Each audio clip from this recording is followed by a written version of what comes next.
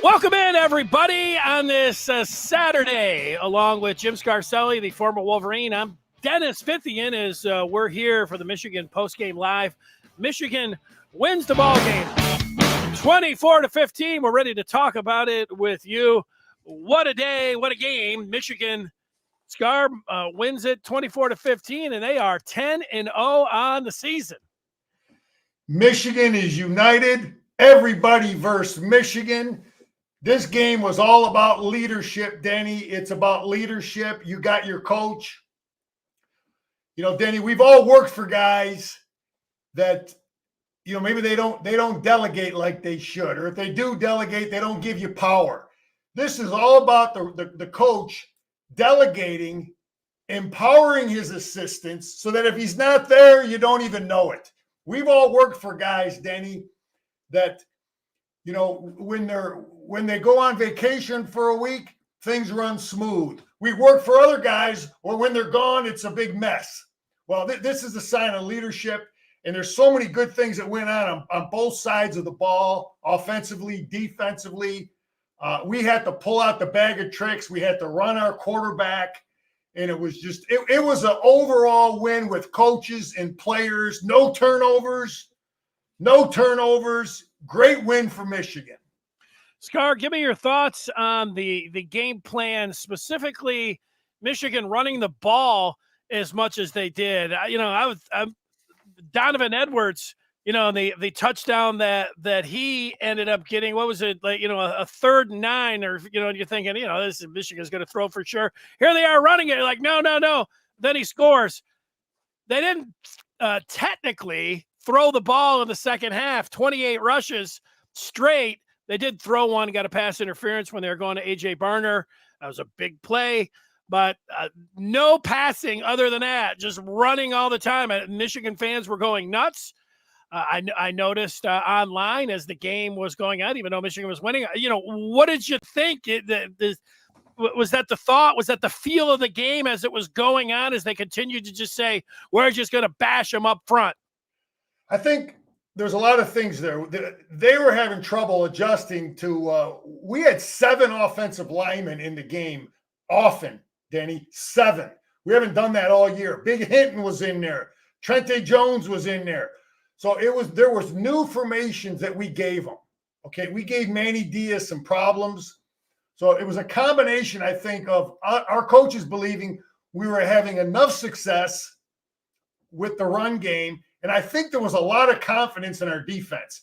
Your play calling sometimes is dictated by how well your defense is going. And it's like, let's not put our defense in trouble, and let's just run it and punt it if we have to. I think a lot of that was that.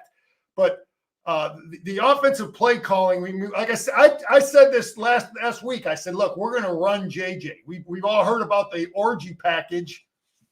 Well, guess what? All that stuff was run with JJ at crucial times.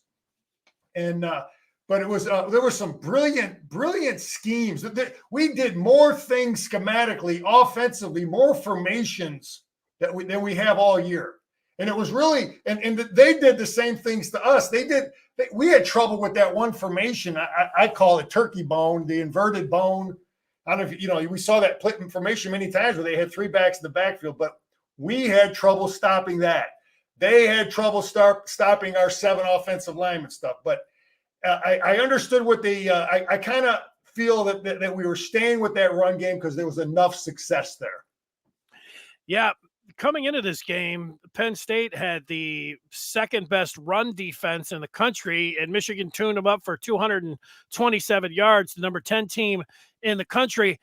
I am like you. I know people are like, hey, how about throw the ball? You got, you know, J.J. McCarthy, Heisman Trophy, you know, candidate and all that. But I think that as it kept going, not that they weren't scared, but they looked at Drew Aller, and Drew Aller can't really throw the ball downfield. Drew Aller was not somebody that was putting the fear of God in you, and they're thinking, hey, so what if we go 3 and out? We'll punt and play defense. Now, this is this is an old school way of thinking. Like, hey, you know, let's just run the ball and play to our defense. A punt is a good play. I don't know if that was a strategy going in, but as it was playing out, I know it could have been a little nerve wracking for people as they watched it, but I think that's the way they went down. I can't believe that James Franklin went for it on the fourth down like he did in the game with Well, it was about time we stopped them. I mean, they went for it a couple times on our end,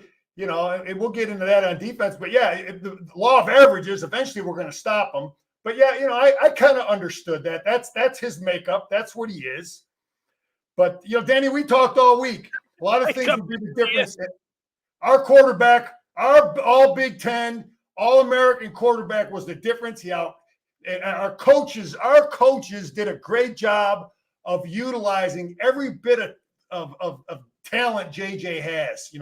Utilizing his ability to run. We rolled him out a big early fourth down. He converted, but big 3rd and 10.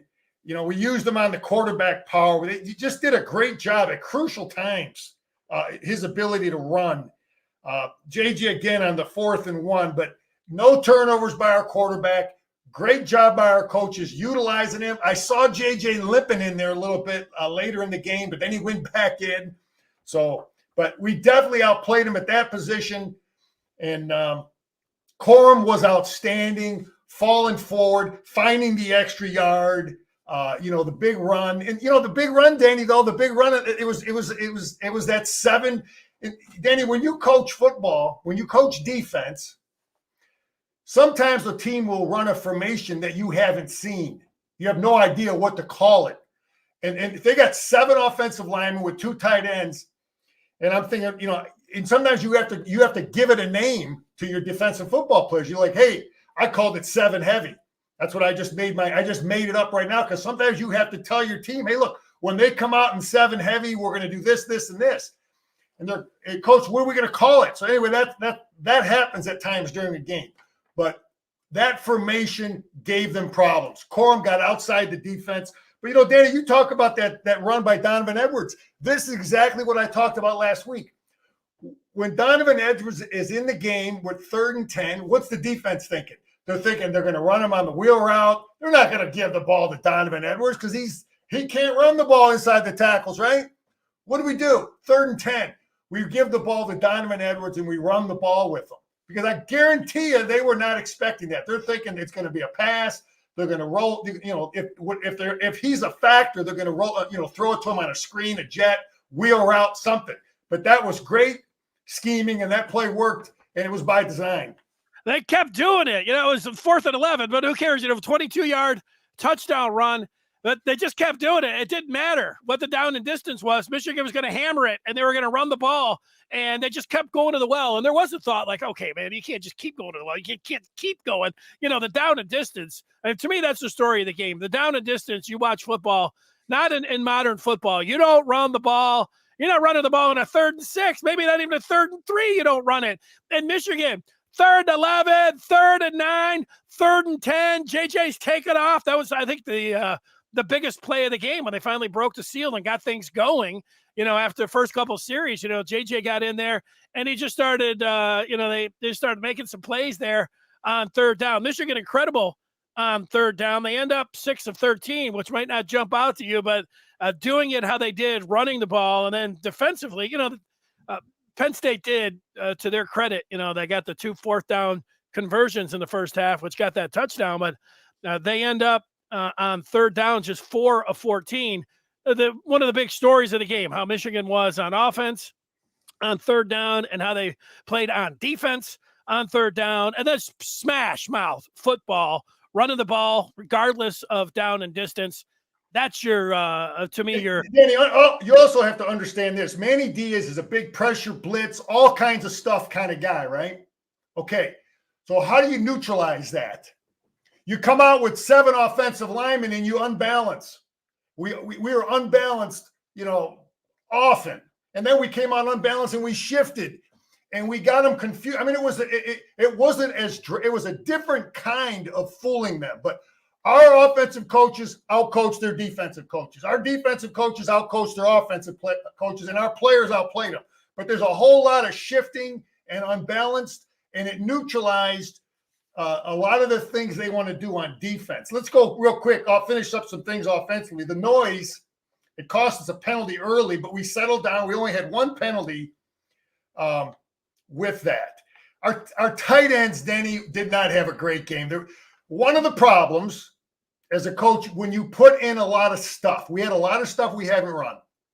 When you put in a lot of stuff that maybe you haven't run as much as you would like, sometimes you have mental mistakes. We had execution problems often with some of the new things we did. And a lot of it was our tight ends not blocking the right guy.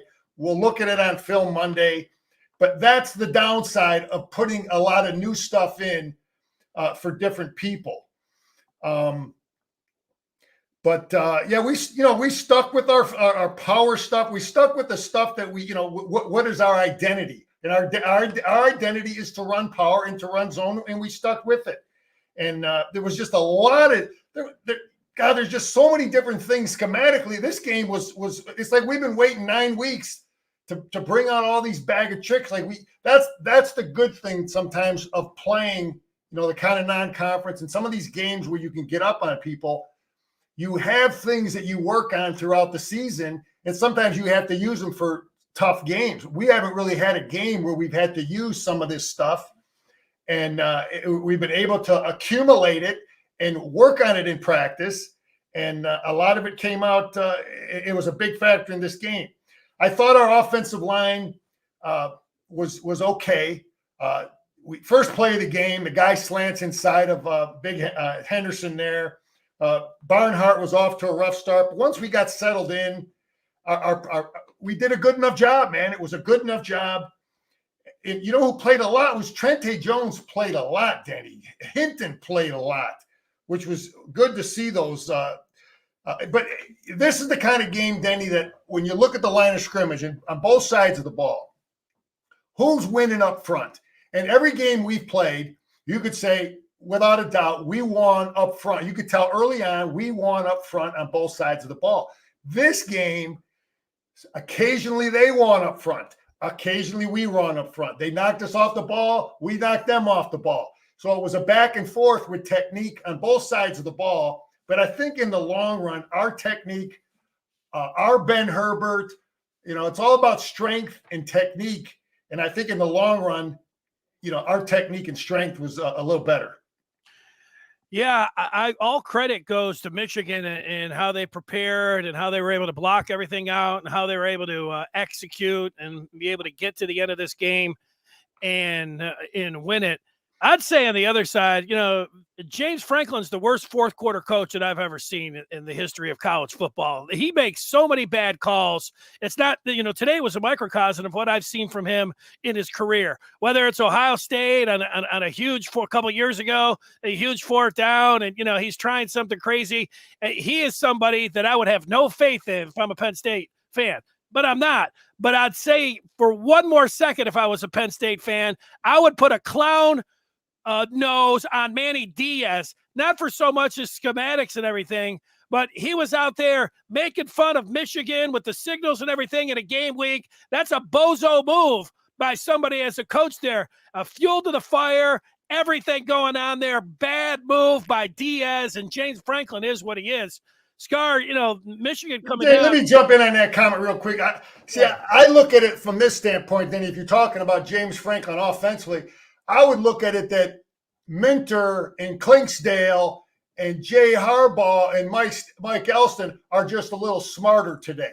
I would look at it that our guys were just a little bit sharper. Not so much that he's an idiot, but our defensive coaches put up a gem.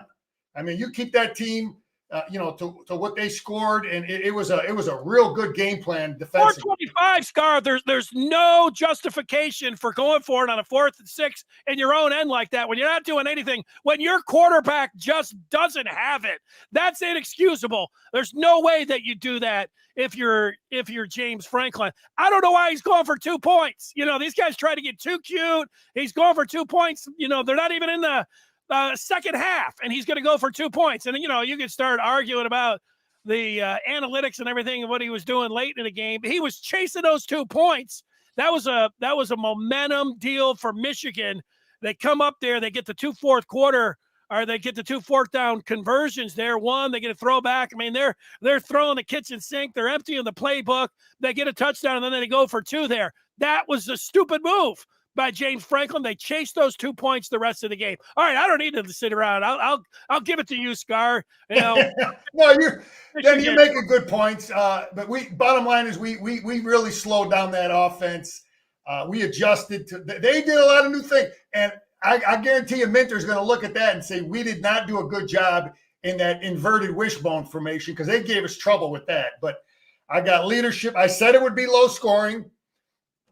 Okay, I'm going to finish up what I got here on offense. I talked about the 7-man. That was something different. We caused, with all of our formations and our changing of personnel, we got them to get a penalty for illegal personnel. That was a big penalty on them. But we ran JJ off and on the RPO. I'm going to say this too about Penn State when I finish up our offense. They got some darn good edge players. We had trouble blocking them. Those guys were good. They recruited. We just beat a hell of a football team with damn good football players and damn good athletes. Okay, so it was that was no question the best football team we played. Absolutely no question. Let me get into a little bit of our defense here, Denny. First of all, I thought we started out in our base. I thought we were going to win the line. Early on, it looked like we were winning the line of scrimmage. I think, like I said, it became more of a 50-50 thing where they were pushing us out of there at time. I talked about the inverted bone. See, the thing about the inverted bone, Denny, and I'll show this formation Monday, is I think our linebackers they did things that gave our linebacker keys problems. You got 3 backs in the backfield. Oftentimes, that can screw up your linebacker keys and reads. All right, so I think that was one of the problems there why we were having trouble with some of that stuff.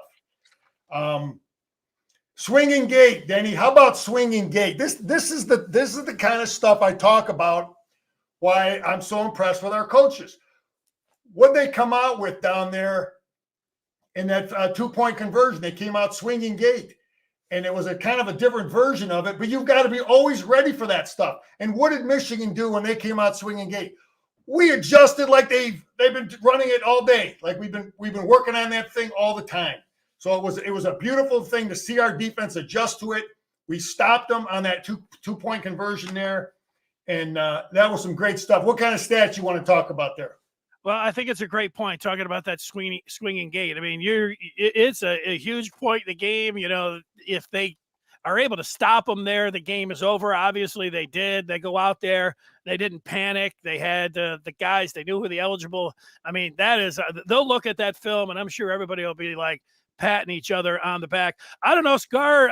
I would think it was early in the game, but, you know, Kenneth Grant weighs 340 plus, and he's chasing down a running back in the first half. That's pretty impressive to see from a big man. Mason Graham it was a 3rd down conversion that I think Aller was able to get, or the one they stuffed him on one, and then the 4th down that they were able to get, he got tackled at the line.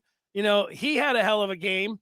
Talking about Mason Graham, yeah. Rayshawn Benny, who, you know, is one of my favorites. He forced that fumble, and Makari Page was able to jump on that one early on. You know, these are some of the guys that stood out to me as I just think about it. I was surprised that Penn State went at Will Johnson as much as they did. You know, I don't know, you know, at first when they had the running into the kicker, Scar, I thought, I went back and looked at it. You know, I'll be interested to see what you look at on the film. But, you know, with everything that went on, you're thinking, okay, you know, Michigan's not going to get any calls. And then, you know, it evened up a little bit because they ended up getting some calls. But there was a ticky-tack one on Will Johnson, which reminded me. I just wanted to say that about the officials because I thought that they were going to be, you know, this is Patini's Big Ten officials that, you know, that's on the stage. And, you know, when you say Michigan versus everybody, that includes the referees. And it felt like that early on. But then Michigan got a couple calls where you would say, if you were a Penn State fan, like, yeah, you guys, those evened up. And I would agree with them there. So, yeah, those are some of the guys that jumped out on defense to me. Yeah, you know, Denny, the thing about defensive football that sometimes people don't understand. Okay, we didn't hear Jenkins' name. We didn't hear it much. That doesn't mean he didn't have a great football game. He took on double team. He didn't get knocked out of there. He was in his gap. Jenkins was sound. Mason Graham was real sound. He made a few plays. Like I know exactly what some of those plays you're talking about. Playing his gap. He dragged the quarterback down short of the first down there. And Kenny, he gets a little high. They pushed him out of there a couple times, not some runs. But the kid gives great effort. He like you said, he chased that guy down. And a big 99, he had the face mat, hand to the face, which was not good. But he did some good things. And like you said, Benny was outstanding. We just got to get more consistency out of some of these young guys. They can't get knocked out of there at one time, 5 yards, and then.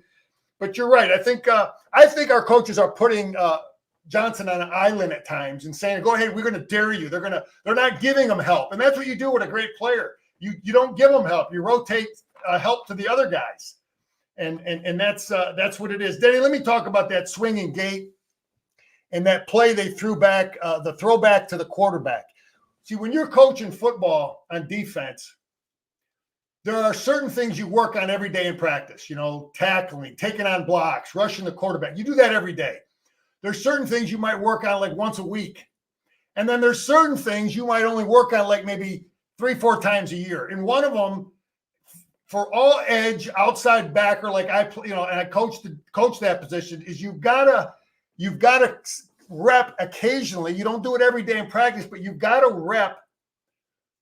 Anybody crosses your face as an edge player, I don't care who it is, especially if it's a quarterback. Quarterbacks should not be crossing your face. You follow me, Denny? So as soon as that play was happening, I'm watching McGregor, and I'm like, Braden, feel it, cover him. He's crossing your face for a reason, that 4th and 1. And Braden was still kind of hanging on the block, and he didn't feel it. But those are the kind of plays you don't work on them every day in practice. And you don't get a ton of work on it because you don't see it often. But you got some guys feel it, and same thing with swinging gate. You don't work on swinging gate every day.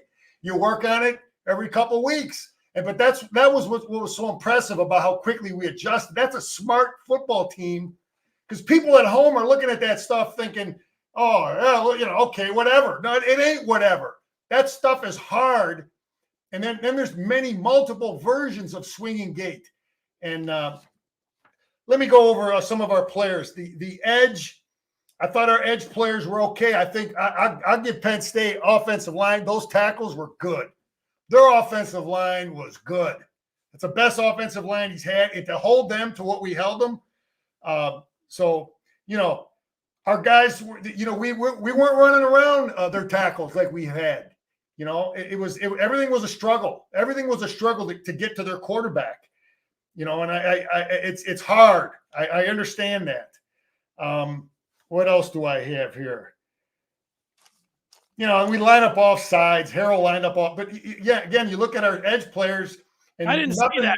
It didn't look like he was offsides to me. Did he look offsides to you? Yeah, it was close enough, man. You don't want to give the referee, don't give him the opportunity to make that call. But our edge players were fighting like crazy. They went against by far. And I think that offensive line is going to be tougher than what we see in 2 weeks, because they run block better, and they're just good. And the Junior was outstanding today. Again, Barrett times up thing. Our linebackers are good. And I can't say enough about our defensive scheme, man, because we threw a lot of different stuff at them. Minter was really, really good, asking a lot of our defensive football players. And for the most part, we were right where the hell we were supposed to be. Let's look at some of the feedback. Sometimes it's better to be lucky than good. I saw all the players, and then, even Santa Ono, everybody tweeting out bet. And I thought, okay, I don't usually bet on Michigan. I know maybe just a little bit, try to hit some parlays or whatever else. But I'm like, these guys want me to bet. All right, I'm going to do it. So I threw the kitchen sink at what I had, thinking, oh man, what am I doing here betting? But come to find out, bet didn't actually mean bet on Michigan. That's not what they were saying. I really don't know what it means, but hey, everybody's going with it here. Scar, I don't know if Sharon Moore after the game, he's in tears telling Jim Harbaugh how he loves him. What did you think of that? I think, like I said, that's leadership, Denny. That's leadership from Jim on down. That these coaches and these players, they want to fight like heck for him, man. And he was at the game. He was on the plane. He's there all week in practice. He's at the hotel. And Danny, I'm gonna keep it real, man, because I'm just giving my opinion because I've been talking to some guys I played with, and keep it real. I really, really, really think because of the way Jim, the way he leads from a delegation standpoint, he empowers his coordinators and his assistants. The fact that he's not there on game day is like it's minuscule, the factor that it is because he delegates and because he gives power. He doesn't call plays, man. He's part of it. He hears them on the headset. Sounds good.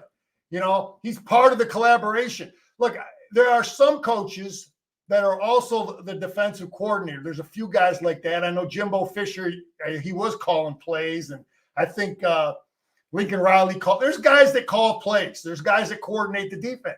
Jim doesn't do that. He delegates and he empowers. He got nothing to do with the defense. So I firmly believe that it's a great sign of leadership. And the Michigan, in my opinion, we need to chill out about the factor that his presence is during a game. Okay, because of the way he leads and the way that program is structured, we are ready to roll at any time, whether he's there or not. And it's not a shot at Jim Harbaugh but it's just game day is about players and the assistant coaches. And look, okay, here's one thing that I think that is an issue, Denny. That going for it on fourth down, punting, kicking, those are questions about head coach. Okay, but here's another one that I was thinking about that the decisions head coaches make is the fake punt. You got the ball on your 44th and 2. Is Sharon Moore going to make that call? You know what I mean? Those kind of calls that's kind of the personality of what the head, those are head coaching decisions. And I wonder if people are going to look at, if we're going without Jim the rest of the way, they're going to say, okay, Sharon, obviously he was a pretty conservative play caller today. Is that because Jim wasn't there? I don't know, but it worked. But you got to look at some of the things like that. I don't want people to think that, the fake punt isn't on the table. The fake off the field goal isn't on the table because Jim's not there. Because the guy who's the interim might be a little, reluctant. He's going to play a little more conservative because he's not the head coach. That was one of the only downsides I was thinking of Jim. I don't know. You got any thoughts on that? Well, the whole game plan of the second half when they had 28 rushes and no passes, and we know that they had the pass interference to Burner, but everybody will use that like 28 straight rushes. And then like you look at BN here, who's a big Michigan fan who says 0 pass attempts is horrible play calling. This game should not have been this close. And I know you already addressed it, and what you always have the hammer with is when it works. And so Michigan, it worked. But I understand what you're talking about, BN. But I would also say this. If Michigan, if they weren't up, if the score wasn't what it was, I think they would have thrown a little bit more. Can you say it was conservative? I think there was a couple things going on. They were up 8. And a lot of this, they were just like, we got it. Let's just we're gonna run the ball and we're gonna play to our defense. We don't think that they can drive the field on us. We don't think that they can get a 2-point conversion. So we're just gonna run it. We think we can wear them down. And you know what? When they finally stopped them on that fourth down and then Corum hit him for the 30-yard touchdown, it was the kill shot and it was over. So in the first half, when they were trying to throw the ball a little bit, those edges were coming over and they were getting to JJ pretty quick. So you notice that Roman Wilson wasn't coming free, and the Michigan's, you got to give Penn State a little credit for taking out Roman Wilson, taking out Colston Loveland, and being able to rush the passer. Did it shock me that Michigan is running the ball on 3rd and 10, that they're running it on 3rd and 11 with Donovan Edwards, that they can just continue to run it over and over and over into the second half? But it was the score where they were up by 8 points. And then also they looked at Aller and they thought, this guy can't beat us. Let's not. Denny, think about the early possessions though too. We had trouble blocking their edge players. Remember Yes. the early possession. Yeah. Yeah. Sometimes the play calling is also based. A head coach has to look at the whole deal. Look, we're having trouble. Barnhart had a hard time blocking that kid on the edge today early on, and that affects your play calling. And then the combination of, hey, this stiff across from us, they're not going to drive the ball on our defense. I played on a state championship team. Our 3-year quarterback got hurt. We went up 3-0, kick a field goal. He got hurt early in the game, and we put our sophomore in there, and we just told him, look, just hand the ball off and we'll punt. Hand the ball off and punt. Our defense was so good. We won 3-0 because our defense was so good. We had so much faith. We're just going to hand the ball off and punt the dang ball. Sometimes that thinking goes in, but part of it was possibly protecting because of those darn good edge players they have. The crowd noise might have been a factor with some of the protection like that. And plus the packages that we had with the 7-man packages, the 7-man offensive linemen, and having a success they thought was good enough. I'm not going to question it, man. The bottom line is it worked. Yeah, I mean, I'll question it. When they ran Donovan Edwards on 3rd and 11, I'm like, what are you doing? Good job. Hey, look at it. That kept happening all throughout the game. And then I saw everybody freaking out online again. And I'll go through the biggest factors. You had the way the quarterback was playing on the other side, the score of the game, and then the Michigan with their offensive line up front and the depth. And they really had the feeling that they were able to wear them down. And what you could say is if you're Michigan afterwards, you could say, hey, you might not have liked it. It's like a boxer, Scar. You want to go for the knockout. Everybody's like swinging for the head. Michigan was giving them body shots. It was body shots, body shots, body shots. And you know what happened in the 10th round? The champ or the challenger just fell over as they just kept taking those body shots. It wasn't really, that's what ended up happening there. How about Blake Corum? He runs the ball 26 times for 145 yards and 2 touchdowns. You got to remember, Michigan fans heading into this game was saying Michigan can't run the ball anymore. Blake Corum's lost a step. Michigan, what happened to the Michigan's ability? This offensive line, they can't move anybody up. This was some of that. I didn't believe all of that, but Michigan's, too pass happy. They can't run the ball. Well, in this game, I don't know. They said, we are going to run the ball. This was one for the big uglies up front and for Blake Corum, who looked like he did last year. Yeah, I think when we look at this film, I'm going to, take a good close look at it. I think you're going to see that I think our coaches just felt that with some of the exotic formations and some of the shifting we were doing, that and the lack of sound adjustments they felt they were seeing on the other side, that's how they decided to stay with that. Stay with the run game because there was a lot of good things in there that were happening with some of those exotic formations that we haven't shown. And then let me just say this: I know a guy who he got a friend on the team. I'm gonna leave it at that. Okay, that's it. Anyway, I asked him, "What's going on in the minds of these players with all this BS going on?" All right. You know what he told me? Those guys are in the submarine, man.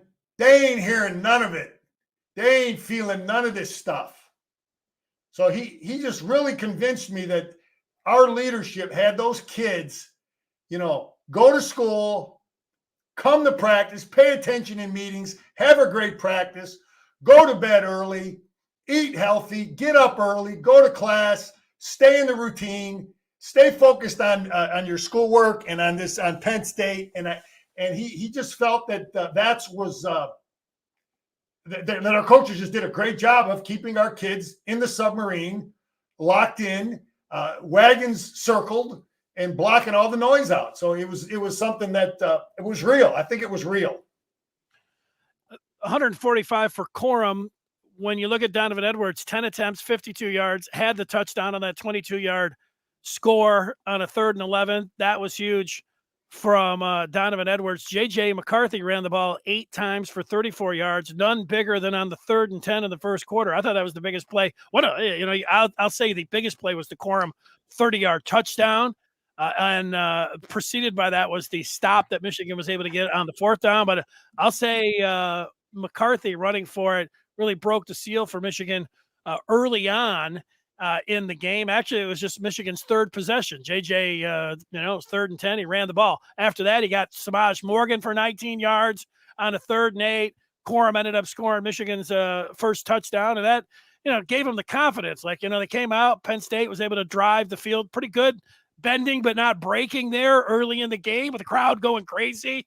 And Michigan, not doing anything on their first or second drive and running into the kicker, not getting called. So those things were big.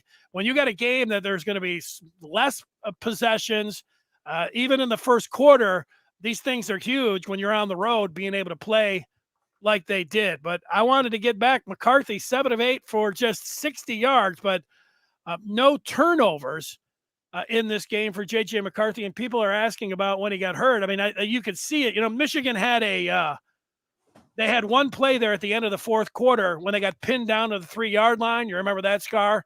Yeah. And then they had a 3 and out. And then so Michigan's first real possession in the 4th quarter, they come out there. That's where McCarthy got hurt. They put the graph up, 20 straight runs, 174 yards. It was the pass interference that that was a tough call.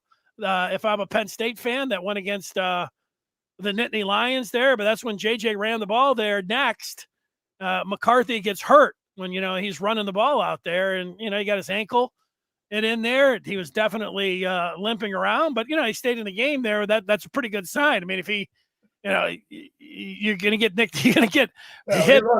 You Denny, to win this football game, you've got to do those things. We used to run Rick Leach 15, 20 times a game. I mean, it was that one quarterback power, I think, to the tight end. They defended it real well. And that's, I think, the play he got hurt. Then real quick, special teams.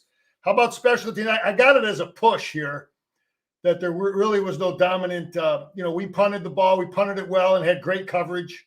One time I was pissed off at our punt return. I'm yelling at Caden Colasar, number 35. I'm yelling, and then they threw the flag because they held him. And that was a big play because we lost contained. That was a big play in the game, a huge play in the game. Well, yeah, and he's lucky he got that call on it. He should have been out there wider to cover that dang thing, keep it inside the defense. But, I'll give Penn State credit. What these guys are doing now, punting the football. For most teams, they come out a certain way, maybe 1 or 2 formations, and they punt the ball. Now, these guys have multiple punt formations. They shift. They motion. They're making the punt formation like an offensive football play. It's an offensive play, and then it becomes a defensive play real quick. But they're doing those things to give the punt protection problems. So the punt return team problems. And I noticed that with Penn State today, and our coaches adjusted good to some of the stuff they were doing. But once again, we just expect it, but our kicker was great. Our extra point team was great. So I think there might have been a slight edge for Michigan on the kicking game. There you go. And for Michigan, this was a game about running the football. Let's look at some of the feedback. Desmond, I think with all things considered, if you could have stayed up, I don't know, Scar, were you staying up all night checking to see if there was going to be an injunction, or looking this morning and, watching to see if Harbaugh, No, I wasn't staying up, man. I listened. No, I wasn't. Danny, this penalty, if this is the penalty and our kids are mentally tough and Jim is allowed to coach all week, listen, I feel bad. I feel terrible for people are going to believe what they want to believe in terms of Jim's legacy. You can't change them. The media, this stuff is just, that's all we read in the paper. And Denny, you and I and Jim, we don't have more ink than the people writing the newspapers. I heard that a long time. You ain't going to win the battle of words. So whatever's out there, Michigan people just stay united. And if Jim's not with us, his great leadership throughout the week and the way he structured things, we're just going to keep rolling, and we're going to have to win without him on the field. Yeah, so there's going to be a court battle on Friday, and Harbaugh Sunday through Monday will be there. I think a lot of people are looking ahead. I know, Scar, you're just thinking about you'll enjoy this one, and then you'll think about Maryland. But, JT's thinking about the Big Ten championship game where Petiti will have to hand the Big Ten championship trophy over to Harbaugh. And I think a lot of people would be looking forward to that for a lot of reasons. That would make some pretty nice TV as well. Jason asking about Franklin walking off without shaking hands. I thought he gave Sharon Moore a hug. Was Sharon Moore hugging somebody else? I guess I missed that. I mean, I was watching, but I guess I could have missed that. Maybe Sharon Moore was hugging the other offensive coordinator or somebody else. I thought James Franklin gave him a hug. Danny, speaking of that, man, someone's got to step up and start hiring these Michigan assistants, man. I mean, come on. Don't worry, Scar. I think that's happening. I hope so, because you got a guy who's if he knows how to build a program, man. If you work under Jim, you see that he gets it done in all ways: offense, defense, special teams, strength training, analysts, film, everything, man.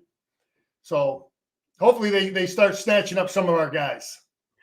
I think it's going to happen. Scar, I like, you as a former player and listening to what you have to say. And I thought it was pretty succinct by Charles Woodson when he was on the stage today and, he was talking, but, it ended up being a clip at the end where, he's up there on the Fox stage and he said, I'm mad. I'm going to paraphrase it.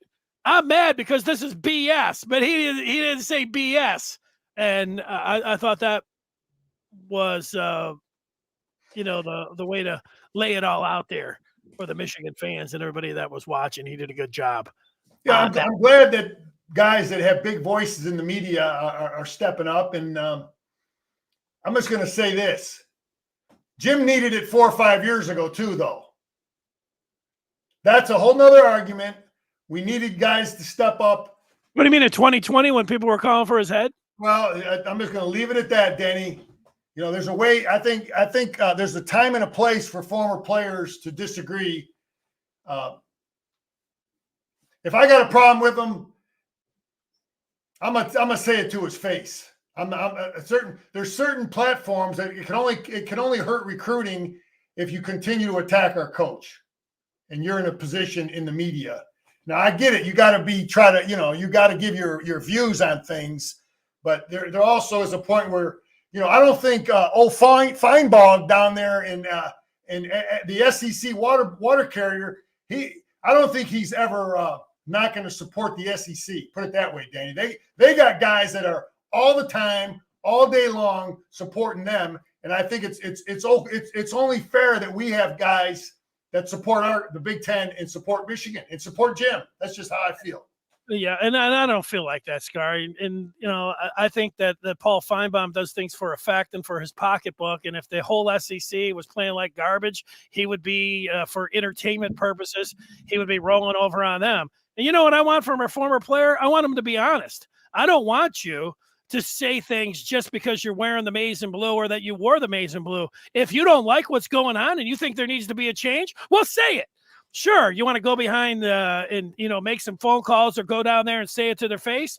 That's fine. That's not always available. I like people to be individuals, and I like them to stand up for what they believe. And if they believe in the program and the direction and the way it's going, well, go ahead. But don't just automatically just push button it. Now, look, that's your former teammate. I don't know what he would have to do. He got beat 60-0 and then in 2020 and came back in 21 and put up a 5-6 win team. You still going to go out there and say, yep, let's keep him again.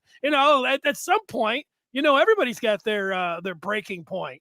But that's all right. I understand. I get it. I understand it, man. I'm a little too wired on that on the bloodlines, man. It is what I am, Denny. I am what I am, man. Isn't that Popeye? That is what Popeye says. He is what he is. That's it. Let's take some of the feedback here. Adam is talking about bets. Somebody said it means okay. I'll take your word for it. Luckily, I thought it meant bet the game. And so I did, and it worked out for me. Rob says he thinks the play calling was conservative because we knew the quarterback couldn't do anything. As long as we didn't make a mistake, we would be okay. Hey, Rob, I think there's a lot of truth to what he's saying, Danny. It's like if they got stiffs over there and we're stuffing their run game and that quarterback is having trouble completing, why would we take chances? Why would we take chances with an 8-point lead and put our defense in a situation? Let's just get a first down or two, punt the ball, and dare them to go 80 yards on that defense. So don't beat up on our play calling, because I think that was a lot of that going on there in the thinking. Dave saying that bet means not just okay, he means oh yeah. Just watch what we do now. We're going to be able to get the job done. I like the interpretation of going on here for bet. Bet Michigan can't be stopped, no matter who or what, all the way. So that's it. Let's see. Alex is saying he's proud, freaking proud.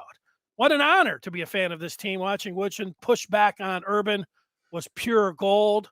Legends all the way around. Let me say this, because I do believe that there are adults and kids, players, that they watch some of the stuff on the news. So, and it does affect recruiting. So everything affects recruiting. So for Charles Woodson to push back on Mr. Buckeye, Mr. Online Urban Meyer classes, that's all good stuff, man, because everything, it gets back to recruiting too, fighting for us.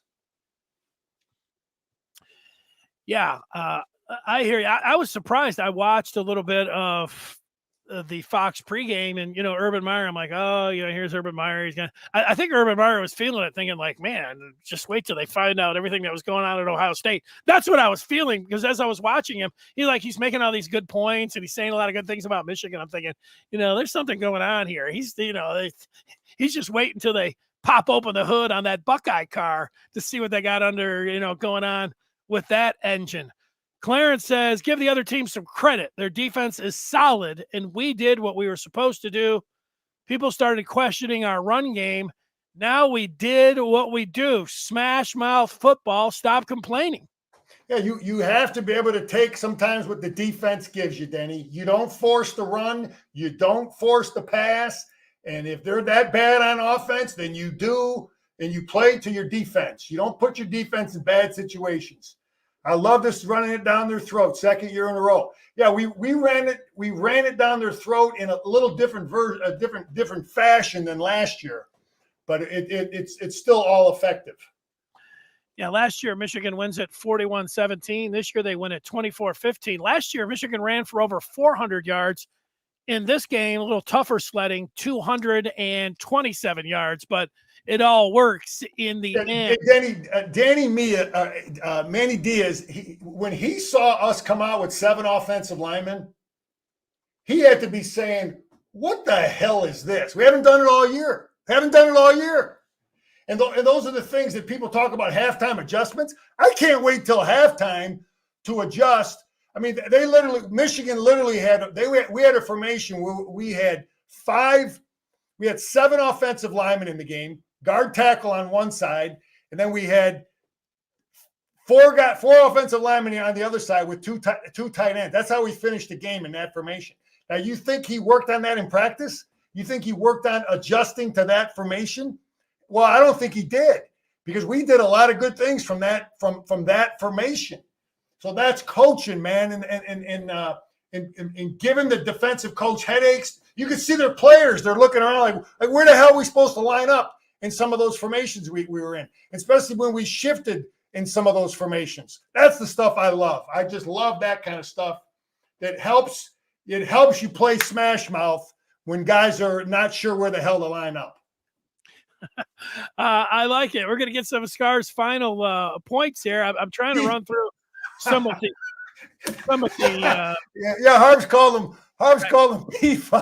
He called him Pete Feinbaum. Right? He did. This a water carrier. Maybe there'll be an extension this week after these. Yeah, get him signed up, man. That would be nice. He's our man. He's our leader. Troy's coach. Look at Sharon Moore. That shows you the emotion, man. Jim's got faith in him. He says, Sharon, you go out there and lead this team, man. And I bet that locker room, Denny, I'll bet you that locker room was so emotional before the game. Maybe it'll come out. Maybe someone will tell some stories, but I'm just envisioning what that locker room would have been like before we, it might have been a few coaches that said some things. It might have been a few. And, this is another thing that people have to understand. I guarantee you, Denny, that Jim Harbaugh allows assistant coaches to talk to the team before they go on the field. You know what I mean? He don't think he has to be the guy. Like it has to be his voice. I guarantee you that different coaches at times will, and our players are probably used to that. Used to listen to Clinksdale or maybe Bellamy or Michael Hart talk to them before they go on the field. So what they were faced with today, they've heard it. They've seen it. It's not just that one guy. I used to let my assistants give the final word to my teams before we ran. I didn't care. Who cares? They can hear it from your assistants. You can't ask those guys to lead these guys if you don't empower them with some good stuff. Well, Scar, I am going to take a page from your book, and I'm going to give you the last word. Let me say something about this game here. In the first quarter, I didn't think Michigan was going to come out and just blow them off the field and, win by 20 points. I thought they would win by 10 points, and, they ended up winning by 9, but that's all right. But I say that, JJ running on that third down for 10 yards, a design run, that call right there, to me, it got things going. Samaj Morgan on a 3rd and 8 got 19 yards. And then Blake Corum, when he got in there for the score, I thought, all right, that kind of settled things down and felt like, all right, this is Michigan. But I don't know, there's this gift that goes around of Alonzo Mourning, who's when he played for the Miami Heat, and he's sitting there and he's shaking his head, but then he starts thinking about it, and then he starts nodding his head. And this is what happened when I kept seeing Michigan on 3rd and 11, give the ball to Donovan Edwards. I'm shaking my head, but then he goes in, and I'm thinking, okay, now I know what they're doing. And into the second half, when I'm watching Aller play and Michigan, they have the 8-point lead and they just continue to run up the middle. Everybody's like, why are they running up the middle? What are they doing on first down? I'm thinking it myself, but then I'm watching it, and as I'm shaking my head, I'm saying, you know what? They're playing to their defense. They've got an 8-point lead. They think they can win it right here if they don't score another point or get another first down.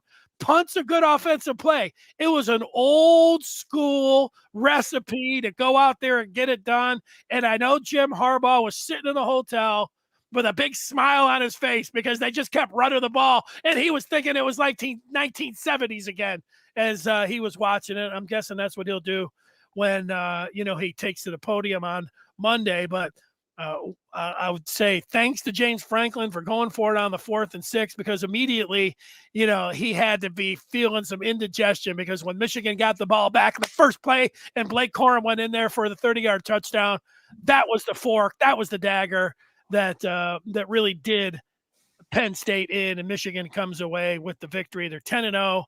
And they're looking towards, I know they got to play Maryland. They're looking towards Ohio State, and everything's on the table as far as this team winning it all. And this will be at the end. This could be one of the great Michigan seasons of all time. And I have no reason to tell anybody that I think it won't be. Scar, go ahead. Yeah. It's a great game. We're 10-0. And we've got to get ready now. We've got to flip, but we've done a great job with this, getting back ready now to go on the road and play Maryland.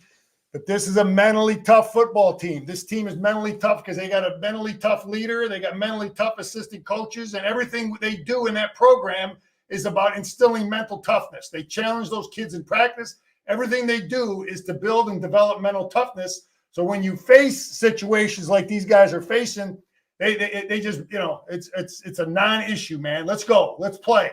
Coaches here, coaches on the bus, coaches in the hotel watching us, whatever.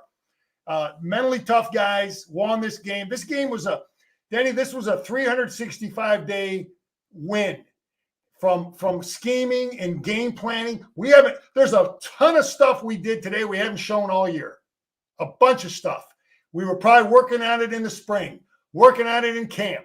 Working on it East Carolina week. working on it when we were playing Bowling Green. And it was all that stuff that we were slowly chipping away at and getting ready for week 10, to play Penn State. And that's what you do. That's what smart coaches do. We had the Alex Orgy package that I said, we haven't run it all year with JJ, but we're going to need it against Penn State. And sure as hell enough, we ran them, what'd you say, 8 times? But it was an overall, this is what I used to call this a program win, Denny, when I was coaching, because Jim beat them in all ways, shapes, and form. He outled Franklin. He got better assistants. They're more prepared. They're smarter. They were better than his assistants. And then we got a better strength coach because the scheme and the technique and the strength coach, they were a factor in this football game.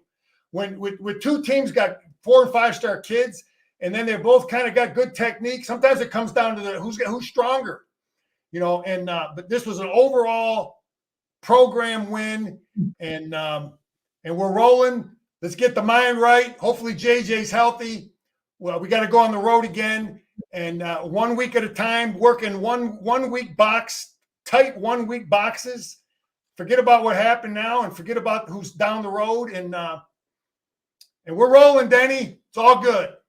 Scar, flash those pecs. I want to see what that shirt says a little bit closer. Can you hold it up? Oh, man, that's John Wangler's hook up there, man. Valiant, the legendary, the pride of Royal Oak, John Wangler, Valiant. You're rocking the shirt back there, but Jerry talked about John, and yeah, those are great Michigan guys, the Wanglers. Yeah, I'm there with you. Great job there, Scar, today. I look forward to your breakdown on Monday. Michigan comes away with the victory, 24-15. They are 10-0. Go Blue! Smash